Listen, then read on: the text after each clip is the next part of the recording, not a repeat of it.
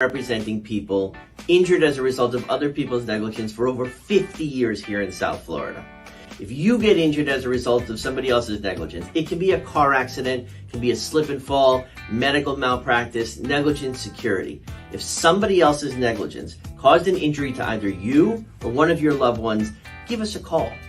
Our phone number is on our page, our website is on our page, and our email addresses are on our page. Please give us a call for a free consultation. We'd love to help you. Let Zach and I protect your rights. I feel like 2024 is going to be magical.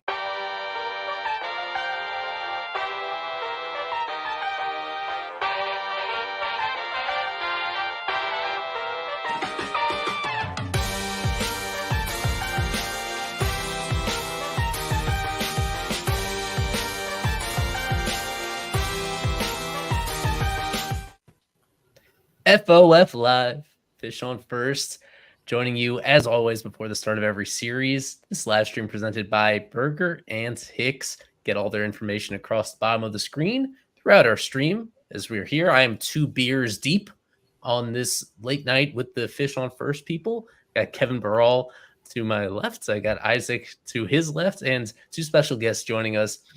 One of our super subs, Parker Heiser. One of my favorite content creators in the Marlins multiverse, Jeremiah Geiger. Thank you guys both for hopping on. How's it going? It's going well. Thank you for having us. Absolutely. Thank you. As always, Eli, it's always great to hop on the show and talk some baseball. Yeah. Well, right off the top, it is, even though we're now almost 3 full days removed from the news breaking, 2.5 days removed from it becoming official, like to hear you guys' thoughts on the Arise trade. I've spoken a lot about it. Kevin has done so as well. I actually haven't heard from Isaac yet, but we'll start with our guests. Jeremiah first, just about this Arise trade. As you've had a little bit of time to marinate on it, you've gotten the chance to see him in a Padres uniform. He's actually playing right now as well. Just between the timing of it, the return that the Marlins got here, which side of the spectrum are you in terms of understanding what they were doing here versus just the pain of losing a guy that was so important to the team last year? Well, I mean, first off, you understand what they're doing now, and clearly that is going to be a complete retool, rebuild over the next 2-3 years. Like Peter Bendix has made that clear. And I expect that not only Arias to be traded, but you're going to see guys like Jazz get traded as they start to gut this roster and really try to restock the farm system. I am not a fan of the trade. I was a fan of extending Arias. I truly believe in order to have a successful rebuild, you need to build around key cornerstone players. And I thought Arias was one of them. In this modern day of analytics influencing baseball right and left, Arias is kind of a throwback, the closest thing we have to a Tony Gwynn, where the guy, he doesn't offer much defensively. He's not a speedster on the base pass, not going to hit for power, but he hits, and he's going to hit year in and year out. And I thought that, seeing as he loved Miami and wanted to stay here long term, sign him to an extension, build around him. You don't have to trade him, especially this early. If you're going to trade him, why not trade him in the offseason, last offseason? His value is just going to go down with each game he plays. So to pull the trigger in May this early, if you're going to trade him, it should have been done in the offseason, and at least in the season, wait till the deadline, because for Peter Bendix to go out and say, this is the best we could have done, well, it's ridiculous. Like, you didn't get a top 100 prospect, and the return was never going to be that high on Arias, but to act like that was a deal you couldn't pass up, like, come on, it's ridiculous.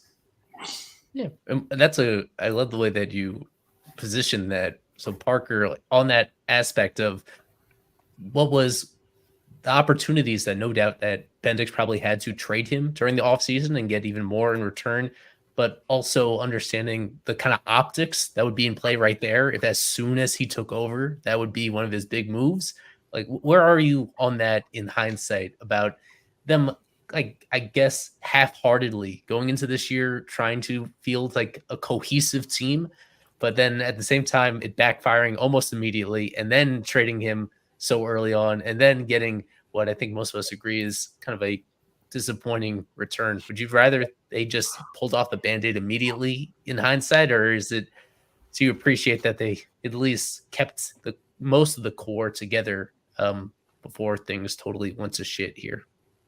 Oh, I would have rather they ripped the Band-Aid off immediately. I mean, I've talked about this with many of my friends. It would have been so much better if they would have just ripped off the Band-Aid. I would have still been upset. I probably would have been more upset, but I would have been at least a little bit more understanding back then, or I would have had more time. Sitting on it now, I understand why they did so. I mean, I've thought Arias fits a team, fits at least a lineup more like the Padres more.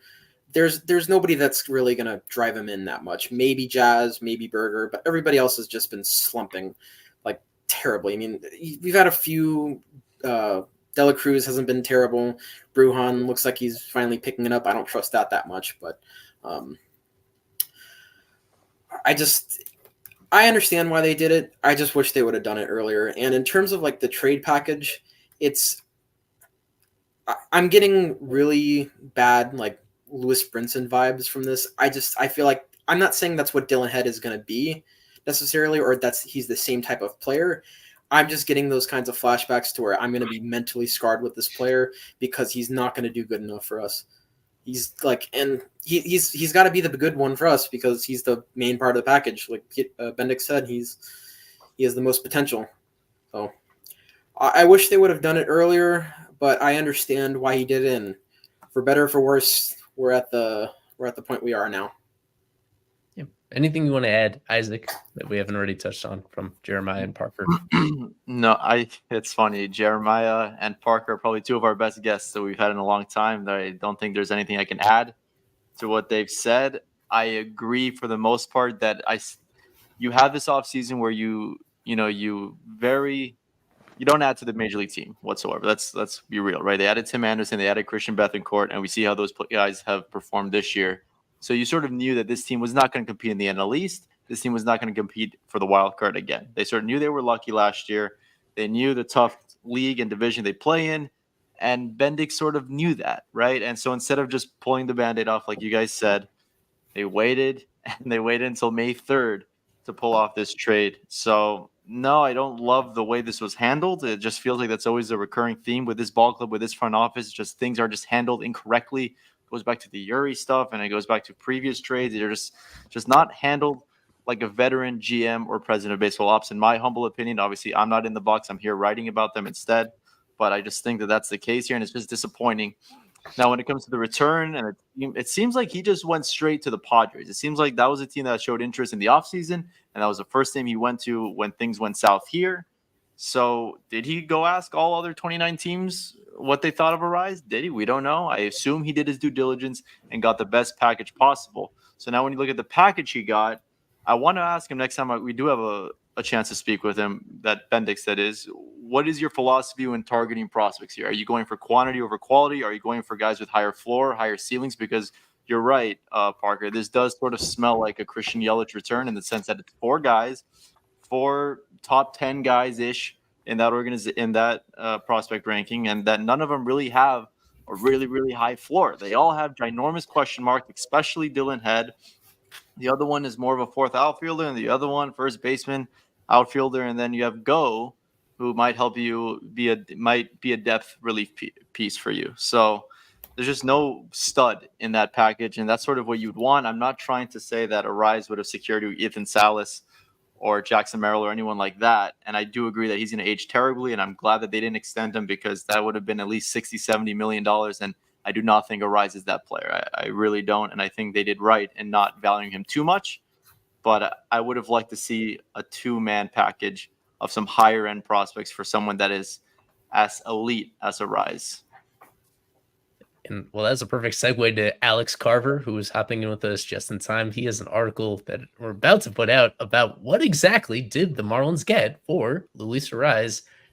Now that you've had a couple days to digest this, Alex, what did they get here? And any particular takeaways that you've had from taking a closer look at these four players, 3 position player prospects, and also the reliever. Yeah, so I think Isaac is right in saying that it's quantity over quality. I think all 4 of these players have question marks around them, specifically Dylan Head, who is apparently the centerpiece of the trade from what we've heard and what you can kind of see. He's the youngest player in the trade. He is the most projectable player in the trade, but there's some true worry around him. I do think he's forcing power. If you look at or trying to force power this season, that's the biggest question mark around this player is how can he come by more power? Fastest guy in the world. There's also question marks about his defense in terms of his route running. So he's fast and he can cover all the ground in the outfield, but there's questions about reads off the bat and definitely questions about paths he takes to baseball. So maybe he's not even a long-term center fielder. I have questions about it. So again, this is a player that has some true question marks around him. The quality of bat to ball contact that he makes is just okay. He has hit more line drives this year, but the right at guys, he's BABIPing almost right at 300. I think it's like 312 or 313. So he's not getting unlucky. He's just not making quality contact. And again, it's a 19-year-old kid, so he definitely has a lot of time. But with the Marlins track record of being able to develop offense and getting most out of their offense, I have my question marks. The other 2 players, the first baseman and the outfielder, I do like Jacob Marcy. I think he's probably the most polished player in this trade is Jacob Marcy. But like you were saying, Isaac, I think that there is a couple of questions on if he's actually going to be a starter. I do think he will stick as a center fielder. I do think he can play all 3 spots. He has pretty damn good speed. He's patient as heck at the plate, but he has started to struggle against double-A breaking balls. So question marks there, especially on the outer half of the plate. So question marks there about him. For the other player, Martorella, you guys are going to make fun of this comparison, but that's okay. It's like Troy Johnston. Honestly, it really is. It's a really, really patient hitter. It's a guy that makes a ton of contact, but the quality of contact sometimes isn't there. And they had to move him in from the outfield. He doesn't play the outfield at all. That's the same thing with Johnston. So it's another guy who's super patient. Johnston's patient. It's another guy that's, 25, I think, or 24, whatever he is. So I think one of them is 23, one of them is 22, whatever. So they're both right around the same age out of the same draft. So yeah, from those 2 other position players. So again, it's an aging player, but not too terribly much in the way of power. So yeah, I mean, honestly, I think it's like another Johnston lefty hitter, and another guy like Johnston, defensively limited, going to really have to do it with the bat to make it stick. And I don't really know if he can do enough to be a starter, but we'll see. And then for Go, just as a last, this guy he uses his cutter and his fastball, but he has 2 other pitches that he just doesn't use. His best pitch, from what I've read and seen, is probably his curveball, but he just doesn't use the pitch. So I don't know. I have question marks about that too. This guy, I think, is the guy that's 25. He's going to go to AAA. Obviously, he's very young in his stateside career playing baseball, but you got to use all your pitches, man. And this guy's used 2 pitches so far, and he hasn't been very good in a small sample. So again, Isaac said it. It's quantity over quality. They didn't get any true standout prospect in this trade.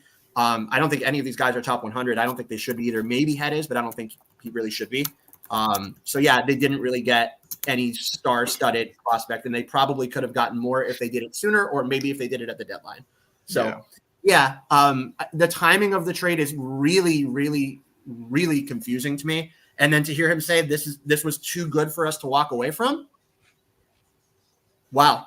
Maybe just other teams, if he did check with other teams, maybe they just didn't value Arias. Arias, I will still say, is one tool. I know people got mad at me for saying that, but he's a one tool player. Very mad at you. So it's okay. I'll still stick to what I said. He's a one tool player. So I've never seen comments as bad as the ones that Carver got the day after that Spaces. That's okay. So not to go too long. I agree with you, Carver. I have a whole article coming out on it, so you guys can read more there. But that's basically the gist of what I said. They just didn't get. I don't think they got enough for Arias, honestly. Even though he is a one tool player, I don't think they got enough. And just to be clear on my stance here, I'm not saying that they didn't get enough. I think that the route they went, it was fine. Like, they got 4 players. I think if you put this into a legitimate MLB trade simulators machine and you put it in like that, I think it would come out as a fair trade. But it's just not what I personally would have done. And who knows, maybe this development team, this whole new infrastructure, will develop these guys a lot better than the previous one did with all these Brinsons and these Lewin Diaz's and these Montes. Maybe they will do it. but you don't learn from previous mistakes. I just would have gone a little bit differently in that case. But I can't say that he got fleeced or anything like that. It was a good return, just not the return I guess you would have liked if you're a Marlins fan. And obviously, we won't find this out, No, but the one big thing to note is that the Marlins are essentially paying almost the entirety of Ariza's salary. Right. You would think they would get a better prospect return. Now, again, it's still too early to tell. One of these guys is literally 19 years old. The other two are okay guys, and then you have the reliever. But you would think maybe let's go for quality here, and let's try to get one of their better upper guys that are at least in the top 100. Because, again, they didn't get a top 100 player. I know that some people do have Dylan Head ranked in their top 100. I've kind of looked around, but he's by far the biggest question mark on here. And I know it's not even just because of the age, it's the lack of power. Carver kind of mentioned it, forcing that power. We haven't really seen true success yet at the minor league level for him. So definitely an interesting return, but one you can't be mad about because at the end of the day, it's a 4-for-1 trade. And again, we've seen that with the Christian Yelich thing. It's obviously not the same magnitude. The difference of that trade is those guys were all surefire top 100 guys, I believe, or even close to that. So Well, most yeah. of them. I think the main thing to call out, and this hasn't been mentioned yet, and again, I don't think it's like a terrible. I don't think they get like an F and get completely fleeced on the return or anything like that. It's just okay, right? And then the kicker for me to even say that even more is the fact that the money that they sent to cover Arias's contract to pay it down to the minimum. So not only did you have to give up Arias, you had to pay his salary to get those 4 players. Yeah. So, they're not saving money. Like, so the Marlins were always talking about money, right? They're not even saving money, right? So I don't know. I really think that this return is just not good enough. It's just not good enough. They are saving money next year. They will not be paying next year's whatever raise he gets. And so just like I do think that let's say they were to have traded Arias and not maybe paid $1 or $2 million of that $8 and change million that he was due this year, Marlins fans would have really been disappointed because I was worried that whenever this trade did go down, I didn't know what the money was. I was like, shit, it's gonna be maybe a top 10 guys in the bad half of the top 10 of the Padres system, and that was it. So I mean, like I said, I give them a solid. My grade would be a solid B, not B minus, not B plus, definitely not an A, but a B, a passing grade because, guys, I'm sure you guys are well aware as well as I am. Carver, Kevin, Eli know this. This system, this entire farm system is in the worst state that it's ever been in my at least entire adult life. I have never seen 5 different levels be so starving for anyone to hit the ball. No one can hit in the entire system. They are all terrible.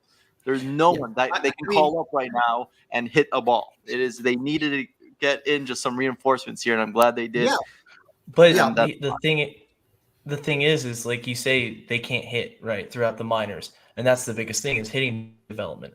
And then you're going to trade your 2-time batting champion, for a guy in Head who struggles to make contact in A ball. Like that's the thing. Like it's a epitome of irony at this point. It's like if you're gonna trade him, I would have preferred you to go out and get the guy in AA, AAA, major league ready talent.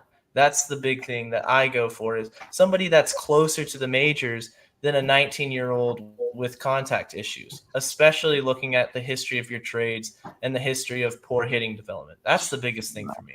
Yeah, maybe they were targeting Head in last year's draft. Maybe they had him circled on their board for their supplemental round pick. Maybe they really, really like this guy. And just remember, they're getting these players with the assumption they're not going to be competing this year, not next year. And Arias is not going to be part of that plan. And I, for one, like I said, I'm glad they didn't extend him because I do not think he would have aged particularly well on defense or on the bases, especially. So I don't mind if they got a projectable young guy that could be a stud, like a CJ Abrams type guy, honestly. So it is tough. I get it. It is hard to swallow, but at the end of the day, it's probably the right baseball move. So you have to start somewhere when it comes to rebuilding the system. And Isaac, I wrote this in the articles, and you're right. You have to do something like this where you get multiple pieces at the same time, right? So, and if that's going to happen, then I think these 4 players are actually not terrible. So I gave the trade largely because of the timing of it. I think they could have done better either before or after now is number 1. And the fact that they said that this was too good to walk away from, I don't know. I think they could have done better. I don't know. I think they could have done better.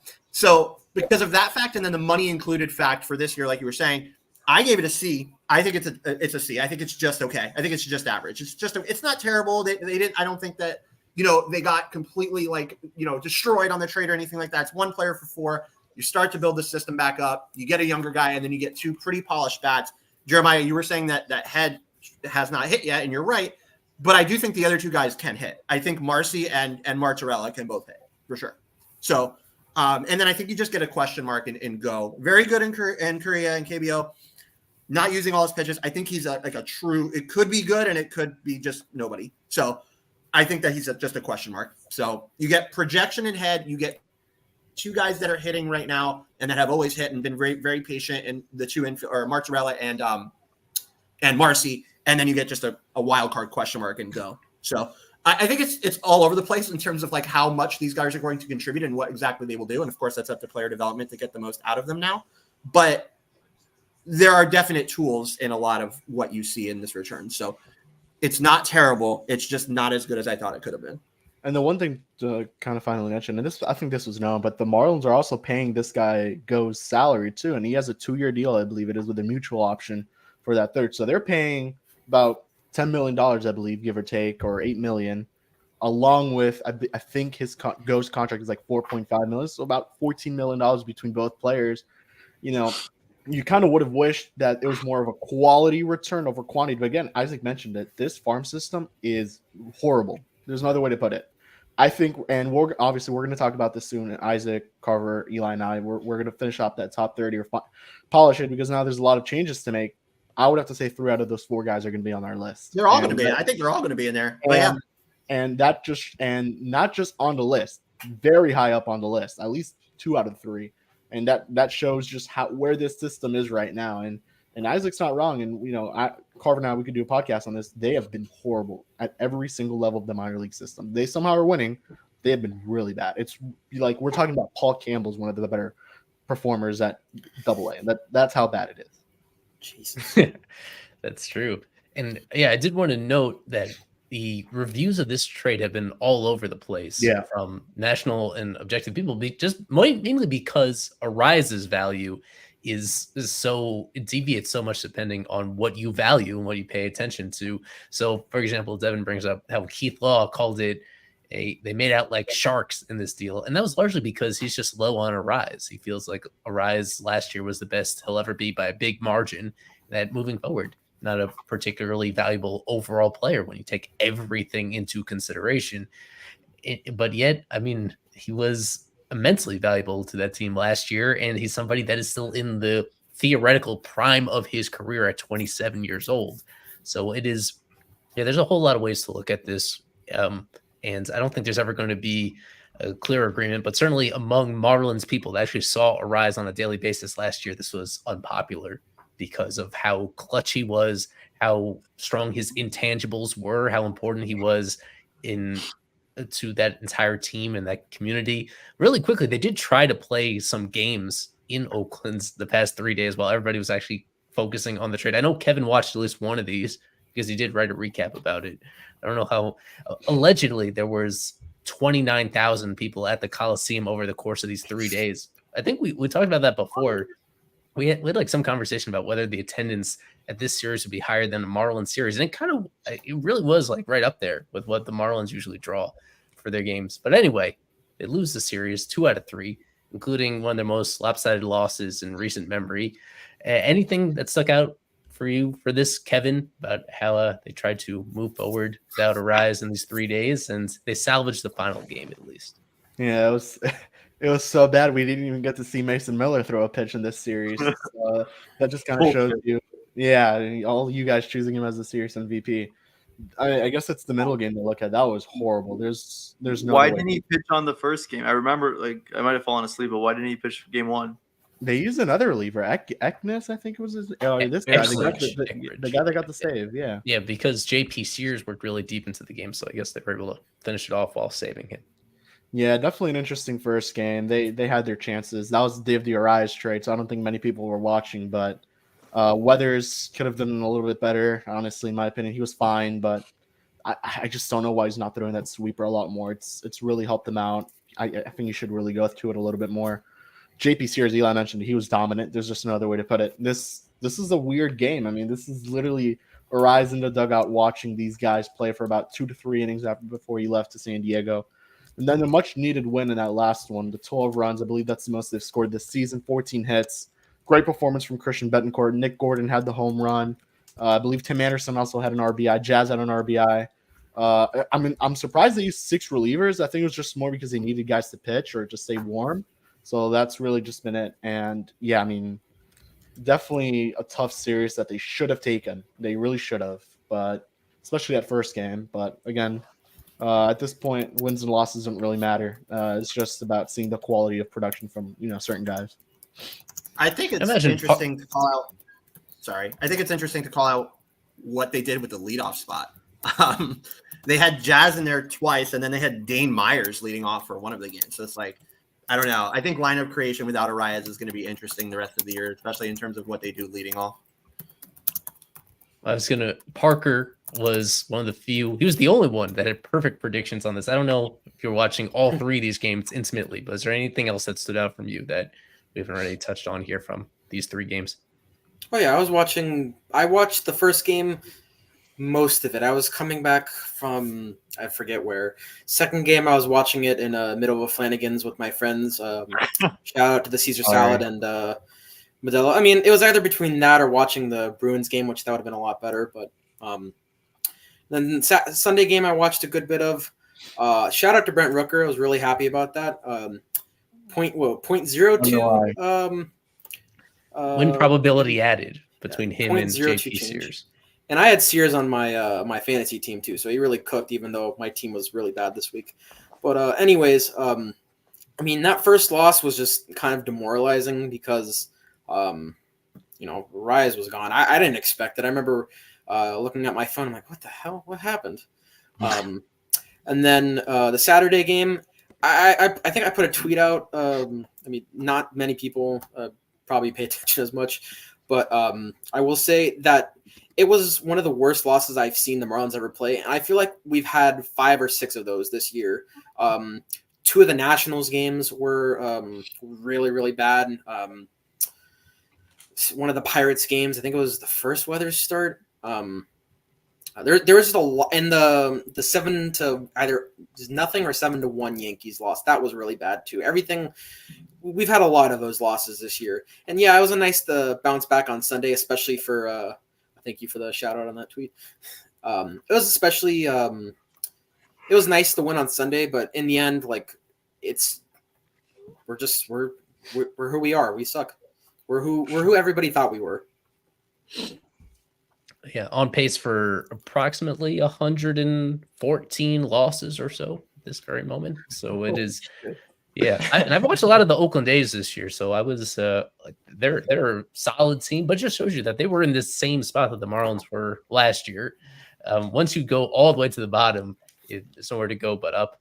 But it really does look like this might be the year where they take all the steps to go to the very bottom. As we get to the midpoint of the show, as usual, we have our flipped fish, choosing a player who formerly played for both the Marlins and the opposing team, the Marlins and Dodgers. In this case, I'd say this one is slightly easier than usual. Somebody that you may be able to recognize as somebody that was actually on both of these teams at some point in their career. So I give you some brief biographical information as a hint about this player. A right-handed pitcher who played from 2000 to 2014, 19 WAR over the course of his career, and almost entirely as a starting pitcher during that time. Think about it for just a few seconds. We'll go to break, hype up Berger and Hicks, and then we'll come back on the other side, talk a little bit more about the series. We'll have a conversation about the Marlins all-star representative and maybe some other things based on what we get in the live chat. So stick with us. We have been representing people injured as a result of other people's negligence for over 50 years here in South Florida. If you get injured as a result of somebody else's negligence, it can be a car accident, it can be a slip and fall, medical malpractice, negligent security. If somebody else's negligence caused an injury to either you or one of your loved ones, give us a call. Our phone number is on our page, our website is on our page, and our email addresses are on our page. Please give us a call for a free consultation. We'd love to help you. Let Zach and I protect your rights. As we're back here on Fish on First Live, Eli, Kevin, Isaac, Alex, Jeremiah, Parker, leading you up to late night with the Fish between the Marlins and Dodgers. For our guests, did either of you figure out who this might be? This listed at 270 pounds. That seems a little high. Seems a bit rude. But this large right-hander who played for both the Marlins and Dodgers. Any guesses? No way he was that big. Anyways, go ahead. Parker, you got this one or no? I'm gonna throw a shot in the dark. I remember I answered this one correctly for a Jeopardy episode. I'm gonna guess him again. Is this Carl Pavano? That's a decent guess based on overall numbers. Never played for the Dodgers though, so not him. Is it not? Isn't Man, Jeremiah? again, I gotta go shot in the dark. I really didn't know, but I would say Brad Penny is my Yeah, let's go. You got it. All right, let's go. Very well done. Yeah, almost equally split time between both the Marlins and the Dodgers during. It was his the career. weight gave it away. Yeah, and There's no way he was that. that There's no way really he was seems that. disrespectful. That does not seem. Maybe that was updated like at the end of his career. I don't think like that was his 2014 Marlins. Marlins Brad Penny maybe?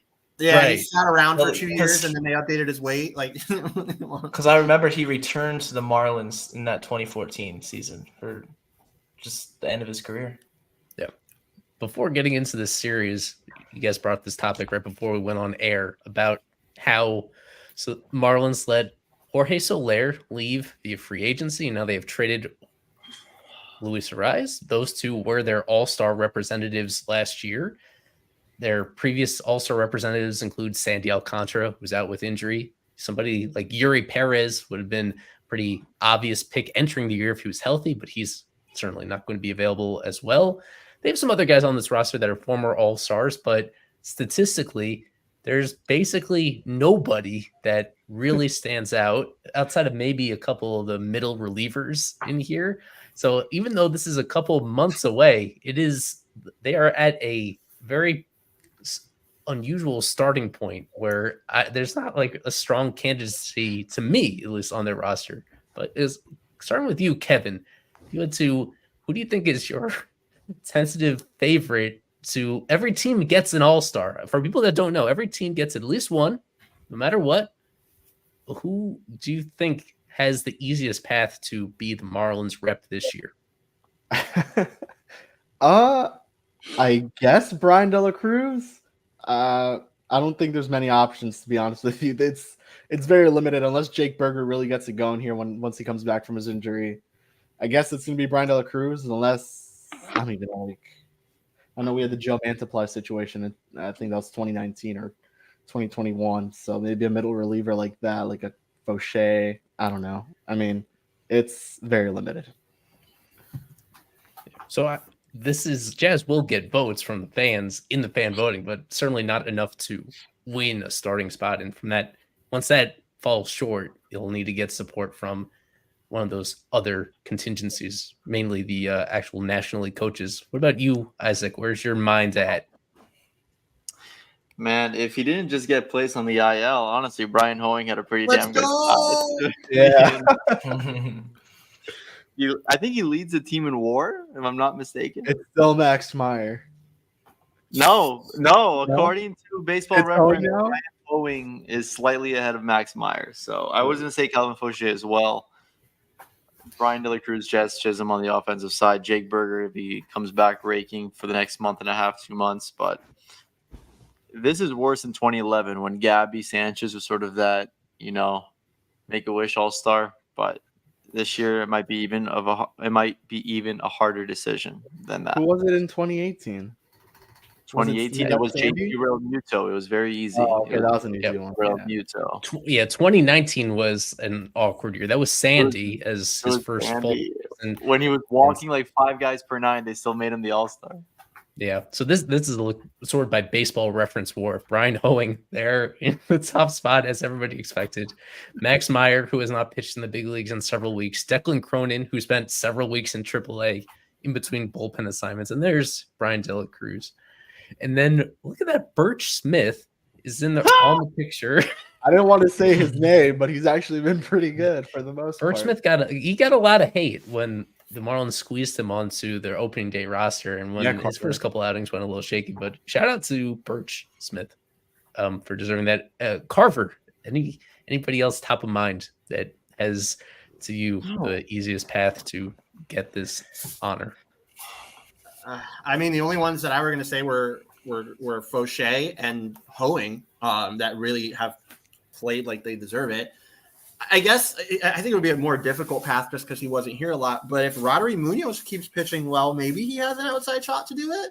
But still only 2 games so far, but maybe. And then same thing, Dane Myers. You see him on this list here. He's only played so few games, but if he's able to stay up and continue to play now, especially with more space around to get into lineups and stuff, I think that he may have an outside shot. So, I mean, the only ones that I would throw in as outside chance are Munoz and Myers, but I think it'll probably come down to one of those relievers like Fauché or Hoeing. What do you think, Jeremiah, on this subject? So, I mean, yeah, besides De La Cruz, who I kind of tweeted out a couple weeks ago, and he was in the middle of his hot streak because he always has a 2-week hot streak every year, just tears it up, is the best hitter on the planet, and then falls off. And if you take away him, you take away the bullpen guys who statistically would deserve it. The guy I would look at would be Ryan Weathers in the rotation, solely because of the volume, just the sheer volume that he's getting. He's pitching every 5th day. He's already up to 7 starts. You look at the numbers; it's not terrible. The ERA is not awful. He can bring it down a little bit, but he's averaging almost a strikeout per inning.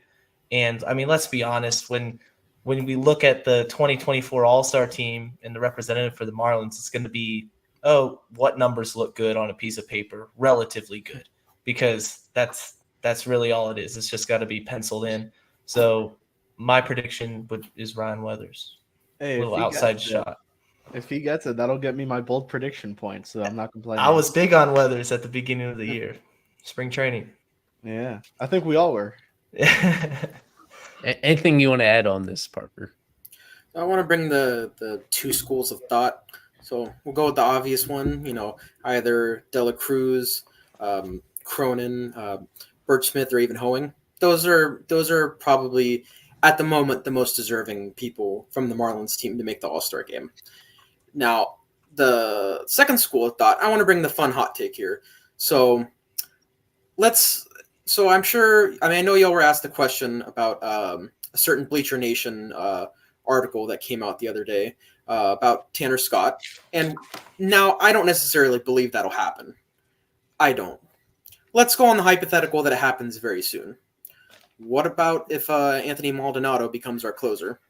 I think he would have, if in the fun universe that Tanner Scott does get traded very soon, I think Anthony Maldonado would have the best chance of making the All-Star game.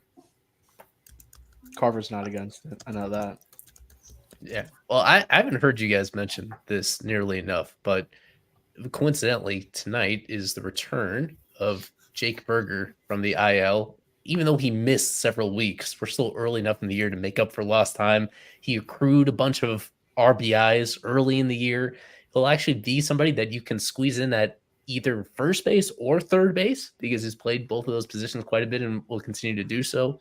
To me, I think he's the favorite in terms of somebody that certainly showed last year, at the end of last year, that he has the potential. If his next 2 months look relatively close to his last 2 months of last year, I think that will be enough to squeeze him in. I'll take a closer look at, who the competition is at first and third in the National League. It is, no matter what, it's going to be pretty stiff for them. But I think Berger would have the inside track. And I think we should talk about Berger because he's back. He's in the lineup tonight. Both the lineups in just a few minutes here. They'll play, obviously, every single day. Get into the lineup. No offense to Emmanuel Rivera. And sorry to Jonah Bride, who just got sent down, but plenty of room for Berger to play every day here. Isaac, what is this?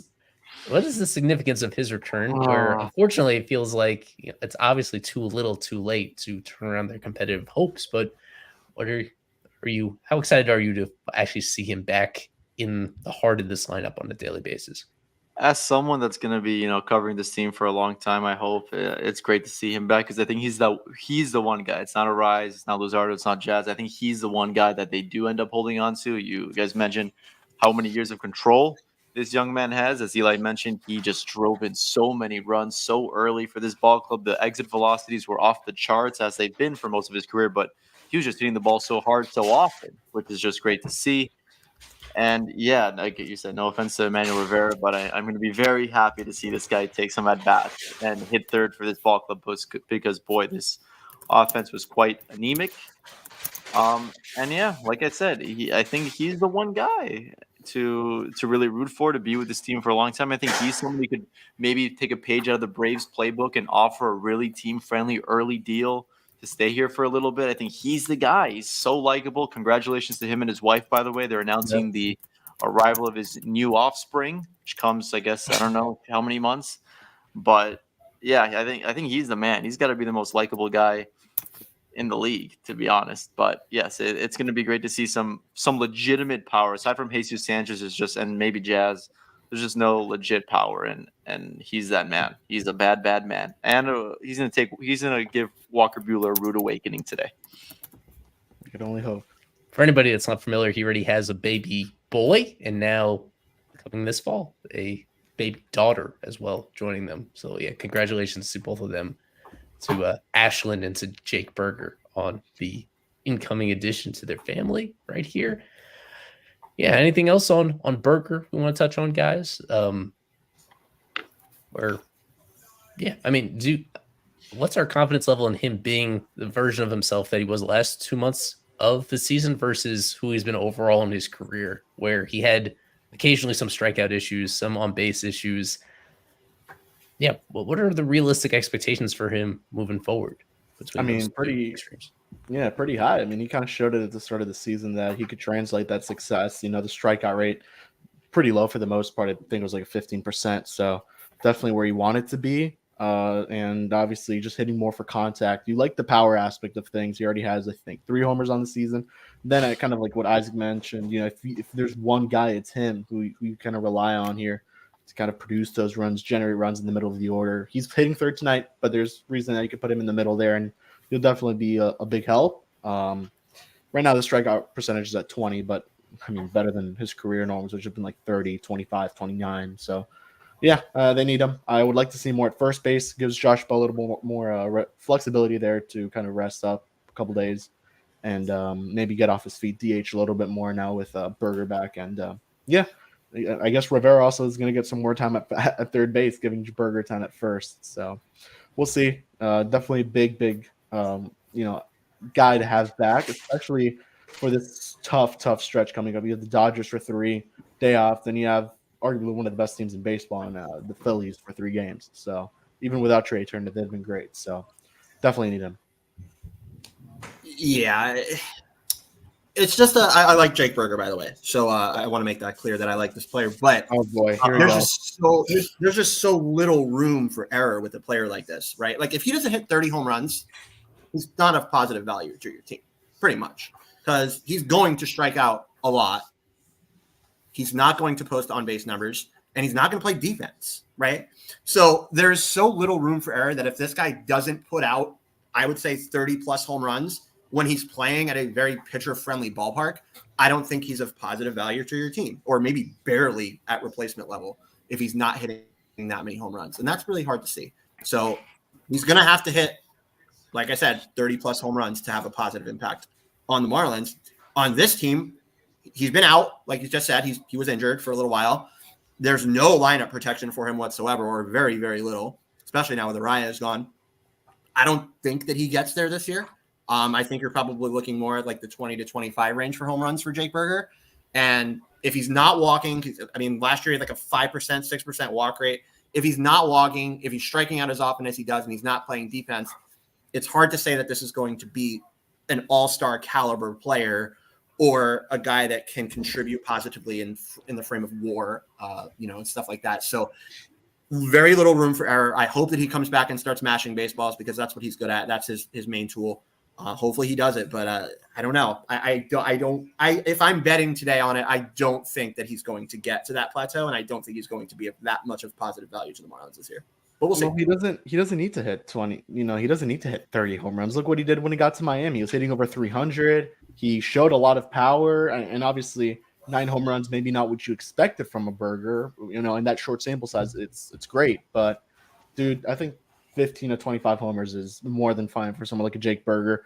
I know where you're coming from with it. I know where you're coming from with the strikeout percentage and all that stuff. But if he's striking out 15, 20% and he's hitting over 280, you take that any day, over a guy who's striking out 30, 35% of the time and hitting, it's either you're going to hit for power or you're going to strike out and you're barely going to walk. And again, on top of that, barely put the ball in play, which was what he was doing in Chicago prior to coming to Miami. And he showed the first couple of weeks of the season that he's able to be that guy where he doesn't need to primarily just hit for power. When has he ever hit 280? He's never once hit 280. He's never once posted good on base numbers, ever. So I don't understand that explanation. I think this is a power first and power only guy. He's never hit for on base. He's never hit for average. He's never done that. So I don't understand. What Kevin may be referring to is that as a Marlin in 69 very nice games, he's hitting 286. He's coming over. Okay. Well, we can go based off 69 games, not the rest of his career. That's fine. Jeez, Carver. Well, I mean, like his career hasn't been extensive up to this point. Yeah, like he's just started out. But I did a deep dive on Burger a few weeks ago, right before he got hurt. Actually, he was leading the league in RBIs with 15, tied for the league lead. And I started diving into the stats, and analytics, ironically, right? But I'm looking at the pull rate. Dude is pulling the ball. He's playing into his strengths. I think at this point in his career, he's figuring out who he is as a hitter, and he's starting to play into his strengths. His pull rate, obviously small sample size, was the highest of his career. He knows what he is as a hitter, but he can drive the ball gap to gap. He can, and right there, he's money. When runners are on base, he was starting to drive in players. The thing is, no protection. The numbers aren't going to be there naturally. You're not going to have 120 RBIs, 110 RBIs when guys aren't on base. So statistically, I don't look at this year being, Jake Burger, like he only hit in 75, 25 home runs, 75. That's kind of like De La Cruz. He's expendable. Like the dude can hit, and I think he's only going to get better. That's my take on it. I don't doubt that he can get better, but he's going to have to hit for excess power to, I think, be of positive value, like I said, in his major league career. Just to go back to what Kevin said before, Kevin, you said if he can hit 280 and you were going based off what he did as a Marlin so far. Not even in his minor league career did Jake Burger ever hit 280. So I think that's outside of the realm of possibility. I don't think he'll ever do that. You never know. Time always flies when I'm hosting these streams. We're already closing in on the end, so let's look at these lineups for the series opener for between the Marlins and the Dodgers. Zooming in, Jazz in the leadoff spot. As mentioned before, Dane Myers actually hit leadoff for that one emergency last-second switch on Friday when Ariza was removed. But in the other games, it has been Jazz against both righties and lefties. That seems to be the new MO for the time being, that having Jazz at the start. DLC, Burger, Bell, Jesus Sanchez, Tim Anderson, Nick Gordon, who totally transformed his entire offensive output in one day. We're still a reminder that we're still early enough in the season, especially for guys that are platoon players or have had injuries, that you can have one day and it totally changes the narrative. Like he was somebody you could start asking, is this guy on DFA watch entering yesterday's game when he was hitting like 170 with a 500 OPS? And then he goes 4 for 4 with a walk, and it brings things closer to respectability right there. But then we have Brujan playing basically every day in the absence of Ariza, and then Nick Fortes in there. What do we see on the Dodgers side, Parker? This is obviously the first time that these teams have played this season with Mookie, Ohtani, and Freddie Freeman. They seem to be just as good as advertised so far together. I see a whole lot of red on there. I think Mookie is he's been playing like the best player in baseball. I think he might be the best player in baseball. I mean, shit, why not? Shohei would be the best player in baseball if he was pitching. I think he's still up there, even just as a hitter. But I do want to pose a question to the rest of y'all though. How many of their hitters, like just say they're 1 through 9 right now, how many of these hitters right now are better than the Marlins' best player? I'm going to say all 7 of them. I mean, the 1 through 7. I think they're all better than the Marlins' best player. Well, I don't know. Yeah, who is the Marlins' best player? Josh Bell. We'll, I think we'll he see. mean. I know what he means. I know what he's asking. Yeah. I think some guy I would choose. I mean, yeah, I would say Mookie through Max Muncy. I mean, And then- Teoscar I think is very good, but I don't think he's worth 20 million. Pages has looked very good. Yeah, honestly, dude, you're right. This boy. Well, that's what happens when they spend over, what was it, a billion, a million? Whatever. This is my first time looking at the odds for this game. The Dodgers are minus 335 favorites for a single game. And I want to remind people that Take the Marlins, guys. So honestly, Walker Buehler, that's probably the big storyline of this game is Walker Buehler coming back from Tommy John surgery, almost 2 full years since his last big league game. It is his first game back. Like it's premature, obviously, to assume that he's going to pick up and be a top line starter immediately. And yet, that is easily, without even checking, I have to imagine this is the most lopsided odds that the Marlins have had in any individual game so far this entire season. So that speaks to the way that, even more so than the talent level, maybe there's a whiff of vibes mixed into that, where they just assume that the Marlins are in the situation where they don't really care all that much. A lot of this will come down to how Rodri Munoz does. I mean, we've seen Rodri Munoz pitch twice in the big leagues, and twice he has been very impressive. I'll go to Carver on this right before prediction time, that this is the third time. Is he somehow going to navigate this Dodgers lineup in the same way that he could the Cubs or the Rockies? He's kind of fighting for his roster spot with this outing, now that we haven't even talked about, but Luzardo and Braxton Garrett are kind of on the precipice of returning. So there's a lot of pressure on him to somehow keep it going. What would be the keys for him to actually maintain what he's shown so far? Yeah, so this is a really good question. And against this lineup, I don't know. But I think that the keys would be, I mean, he made guys look damn foolish on balls out of the strike zone, especially the slider. Like he made guys look like idiots on that pitch. The cutter was also really good in his last 2 games. So I think the way that he mixes pitches is his main thing. I don't think he has one like stand out, like, that's a blow it by you pitch every single time. But I do think he has 3 damn good pitches in fastball, cutter, and slider. So I think it's just in terms of how he mixes pitches and can he still get swings out of the strike zone. Not going to be a blow it by you fastball guy. He doesn't have huge velocity. But if he can continue to mix pitches as he has and change eye levels the way that he has, getting swings and misses in the dirt, he's gotten swings and misses at the top of the zone as well. I think if he continues just, maintaining the IQ that he's shown on the mound so far in terms of how he's mixing and placing pitches, that's his crux. If he's out over the plate, he's going to get in trouble. So still getting ahead in counts and changing eye levels is his main thing. If he can continue to do that, I think he will stick around, and I think that he should. But with 2 guys coming back that should be back pretty soon, and Braxton and Luzardo, who do you send down? Because apparently they're still married to Sixto Sanchez. So, what do you do? Right. So I think he's going to have to continue to go out, like you said, to stay up. I think that other guys should go down rather than him, including some guys that are out of options.